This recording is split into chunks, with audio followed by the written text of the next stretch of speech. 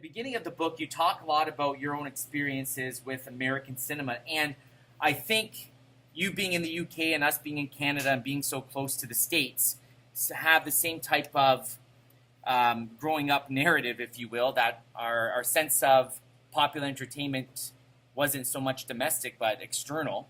We were really highly influenced by that. Can you talk to these guys in your experience why the study of something like American popular film is relevant, even through that political framework, that social discourse of, the big ideas coming from that machine? Yeah, no, absolutely, absolutely. I always found the 80s, and I hope you can hear me all right. Volume, are we good? Volume, yeah. I always found the 80s, particularly for any kid, whoever happened to be around at the time, it was a very American decade, if that makes sense. Oh, I can see you. We're good.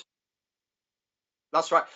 So a lot of our culture, an obscene amount of our culture was American. So, whether it was news reports about Reagan or E.T. or Spielberg, or the music, Michael Jackson, Bruce Springsteen, we had so much American culture, and then because we had so much of it, it was defining how we discovered America, and America to so many Brits, people who've never ever gone there.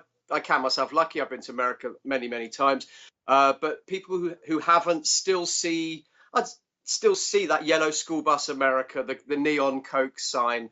Obviously, in the last couple of years, for obvious sort of orange coloured reasons, things have changed, and the perception of America has changed, and that's a whole different study and a whole different ball game. But I found the 80s, the era I was 5 to 15 in. I found it just a obscenely American era in a good way. I don't mean it was obscene. It was a great sort of education to America. And when I first went to America a few years later, I wasn't disappointed.